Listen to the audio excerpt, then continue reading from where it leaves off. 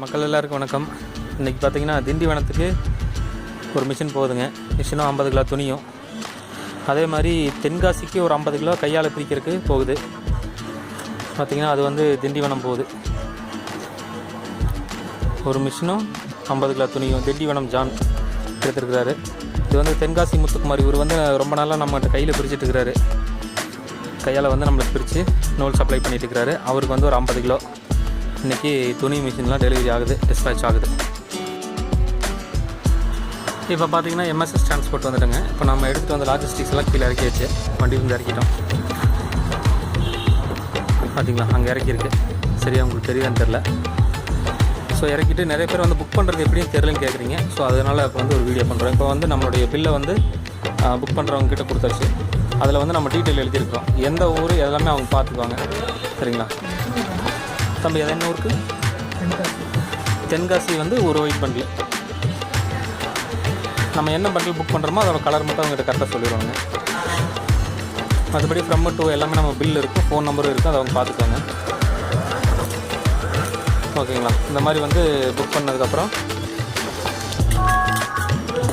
எல்லார் காப்பி இந்த மாதிரி கையில் கொடுத்துருவாங்க. இது வந்து 2 பே. நம்மளுக்கு வந்து அப் அண்ட் டவுன் ரெண்டுமே டிரான்ஸ்போர்ட்டுக்கு கஸ்டமர் தான் பே பண்ணணும். அதனால் வந்து 2 பேயில் தான் நான் புக் பண்ணுவேன்.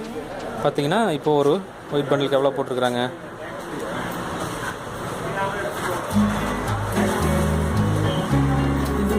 $254 போட்டிருக்கிறாங்க. தம்பி ரேட் ரொம்ப அதிகமாக தெரியுது. இப்போ தென்காசிக்கு பார்த்தீங்கன்னா ஒரு பண்டிலுக்கு $254 போட்டிருக்கிறாங்க. சரிங்களா? அடுத்தது வந்து திண்டிவனத்துக்கு ஒரு மிஷினும் துணியும் புக் பண்ண போகிறோம். அதுக்கு வந்து மிஷினுக்கும் துணிக்கும் பாருங்கள் இப்போ 2 பே போடுவாங்க பாருங்கள். அவ்வளோதான். நீங்கள் ஜஸ்ட்டு டீட்டெயில் சொன்னால் அவங்க வந்து புக் பண்ணி எல்லாரும் காப்பி கொடுத்துருவாங்க.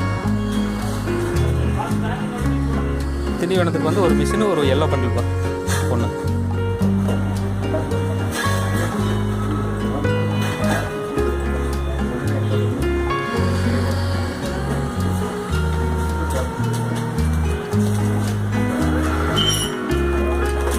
அவ்வளோதாங்க, புக்கிங் முடிஞ்சது. இப்போ பார்த்தீங்கன்னா நம்மளுக்கு எல்லார் காப்பி